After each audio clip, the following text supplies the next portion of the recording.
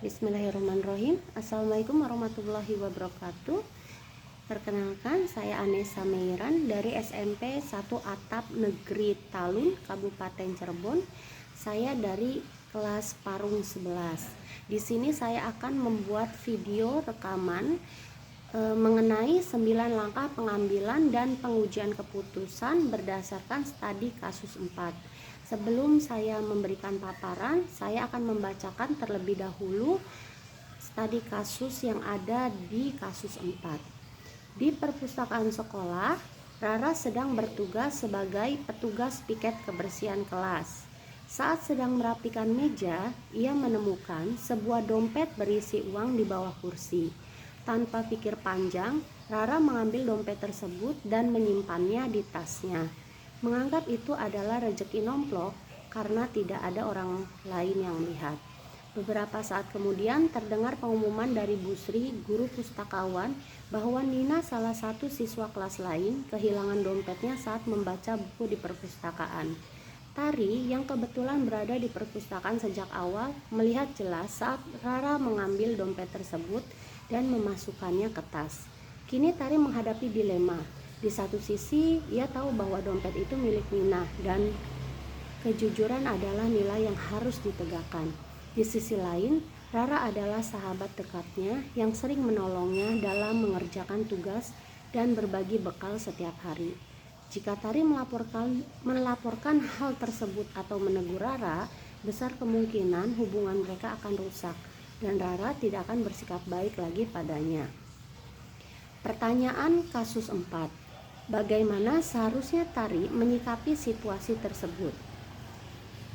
Petunjuk dari penugasan: lakukan analisis 9 langkah pengambilan keputusan dengan menjawab setiap pertanyaan dari setiap langkah berikut ini. Langkah yang pertama, apa saja nilai-nilai yang saling bertentangan dalam kasus 4 tersebut? Berdasarkan cerita di studi kasus 4, maka ada 2 nilai moral yang saling bertentangan dalam kasus 4, yaitu kebenaran versus kesetiaan. Kebenaran di sini, Tari mengetahui bahwa Rara mengambil dompet milik Nina. Kebenaran menuntut Tari untuk melaporkan hal tersebut atau menegur langsung tindakan yang dilakukan oleh Rara. Sedangkan kesetiaan, Rara adalah sahabat dekat Tari. Jika Tari bersikap jujur, maka kemungkinan hubungan persahabatan mereka akan rusak. Sedangkan nilai moral yang kedua yaitu keadilan versus kasihan. Keadilan di sini, Tari tahu bahwa Nina adalah korban dan berhak untuk mendapatkan keadilan dengan mengembalikan dompet dan uangnya. Rasa kasihan, sebagai seorang sahabat, sudah sepantasnya Tari melindungi Rara dari hukuman dan rasa malu. Lalu, langkah kedua, siapa saja sih yang terlibat dalam situasi pada kasus 4? Tentunya yang terlibat di sini adalah 1. Tari sebagai saksi di tempat kejadian yang merupakan sahabat dari Rara. Kedua, Rara sebagai pelaku utama yang menemukan dan mengambil dompet serta uang tersebut. Yang ketiga, Nina sebagai korban dan pemilik dompet serta uang yang hilang. Lalu bagaimana langkah ketiga? Langkah ketiga yaitu fakta-fakta apa saja yang relevan dengan situasi pada kasus 4. Berdasarkan fakta yang ada dari kasus 4, maka yang pertama, Rara menemukan sebuah dompet berisi uang di bawah kursi ketika sedang melaksanakan piket kebersihan kelas. Yang kedua, Rara mengambil dompet tersebut dan menyimpannya di tas, menganggap itu adalah rezeki nomplok karena tidak ada orang lain yang melihat. Yang ketiga, Bu Sri sebagai guru pustakawan memberikan pengumuman tentang salah satu murid yang kehilangan dompetnya saat membaca buku di perpustakaan. Yang keempat, Tari yang kebetulan melihat langsung saat Rara mengambil dompet tersebut dan menyimpannya. Yang kelima, Rara adalah sahabat dekat Tari. Yang keenam, Tari khawatir jika menegur atau melaporkan Rara, maka hubungan persahabatan mereka akan rusak. Lalu bagaimana dengan langkah keempat? Langkah keempat di sini adalah pengujian benar atau salah yang mana bisa dilakukan. Yang pertama adalah uji publikasi. Jika Tari tetap memilih diam, apakah Tari bisa menjelaskan keputusannya kepada publik? Yang kedua adalah uji intuisi. Apakah Tari bisa merasa tenang dan tidak dikejar rasa bersalah melihat Nina kehilangan dompet dan uangnya, sedangkan Tari tahu kebenarannya? Yang ketiga, uji regulasi. Bagaimana jika semua orang memilih diam seperti yang Tari lakukan? Akankah keadilan dapat ditegakkan? Yang keempat, uji legal. Berdasarkan uji legal, tindakan Rara itu salah dan melanggar hukum, sedangkan tindakan Tari yang diam juga melanggar hukum moral kejujuran. Yang kelima, uji panutan atau idola. Jika orang tua atau guru atau teman-teman Tari tahu kalau Tari menyembunyikan kebenaran, apakah mereka akan bangga terhadap tindakan Tari? Bagaimana dengan langkah kelima? Langkah kelima adalah tentang pengujian paradigma benar lawan benar yang mana bisa dilakukan. Berdasarkan pengujian paradigma benar lawan benar, maka benar atau truth yaitu Tari tahu Rara mengambil dompet Nina. Seharusnya Tari mengatakan kebenarannya kepada Ibu Sari. Lalu benar yang satunya adalah tentang loyalty, yaitu Tari tahu Rara adalah sahabatnya. Demi melindungi Rara dari hukuman dan rasa malu, Tari menyembunyikan kebenaran tersebut. Langkah keenam, prinsip resolusi yang mana dilakukan.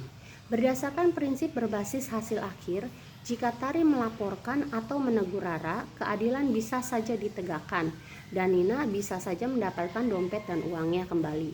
Tetapi jika Tari tetap diam, maka persahabatan dengan Rara akan tetap terjaga, sedangkan Nina akan tetap menjadi korban dan nilai kejujuran yang dimiliki Tari akan rusak. Berdasarkan prinsip berbasis peraturan, jika semua orang diam seperti yang dilakukan oleh Tari, maka kejujuran akan hilang dan keadilan akan mati. Yang ketiga, berdasarkan prinsip rasa peduli. Bagaimanapun Nina adalah teman Tari juga. Bagaimana jika Tari memang ada di posisi Nina? Langkah ketujuh, adakah opsi yang lebih kreatif, adil, dan bijak yang bisa dilakukan? Menegur atau berbicara langsung dengan Rara secara pribadi dan meminta Rara sama-sama mengembalikan dompet beserta uangnya kepada Nina atau Ibu Sri tanpa menjelaskan siapa yang menentukan dompet tersebut merupakan salah satu opsi lain dari pertanyaan yang sebelumnya. Lalu bagaimana dengan langkah 8? Apa keputusan akhir yang akan ibu atau bapak ambil sesuai dengan analisis kasus 4? Tari tetap menegur atau berbicara langsung dengan Rara secara pribadi dan meminta Rara mengembalikan dompet beserta uangnya kepada Nina atau Ibu Sri tanpa menjelaskan siapa yang menemukan dompet tersebut. Apabila Rara menolak, maka Tari tetap melaporkan hal tersebut kepada Ibu Sri dengan penuh tanggung jawab. Teman bisa dicari, tapi kejujuran yang disalahgunakan akan hilang selamanya. Langkah 9, pelajaran apa sih yang dapat ibu atau bapak dapatkan dari pengambilan keputusan ini, dan bagaimana pelajaran tersebut dapat memperbaiki pengambilan keputusan ibu atau bapak di kemudian hari? Menurut saya, pengambilan keputusan yang benar akan bertentangan dengan moral, apalagi kalau sudah melibatkan orang dekat. Menegur bukan berarti jahat, karena menegur adalah salah satu bentuk kepedulian. Masalah bisa saja diselesaikan dengan cara bijak, karena setiap masalah pasti ada jalan keluarnya. Kejujuran adalah salah satu cara bagaimana menegakkan keadilan. Kesimpulan dari kasus 4 yaitu, dalam kasus ini Tari dihadapkan pada pilihan yang sangat sulit antara jujur dan adil kepada Nina, atau setia dan menjaga hubungan dengan sahabatnya, yaitu Rara.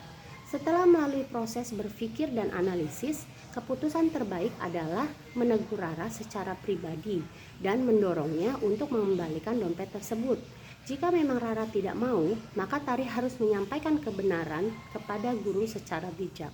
Keputusan ini adalah yang paling baik karena Tari bisa menjaga kejujuran dan keadilan, memberikan kesempatan kepada Rara untuk memperbaiki diri, tidak langsung mempermalukan teman, dan tetap menjaga suasana sekolah yang aman dan jujur.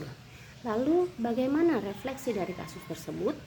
Yang pertama, bertindak jujur tidak selalu mudah, apalagi kalau menyangkut orang yang dekat dengan kita. Yang kedua, kejujuran dan keberanian moral tetap harus ditegakkan walaupun sebenarnya itu adalah sulit. Yang ketiga, saya juga belajar bahwa kita bisa menyampaikan kebenaran dengan cara yang baik tanpa harus menyakiti orang lain atau mempermalukan orang lain.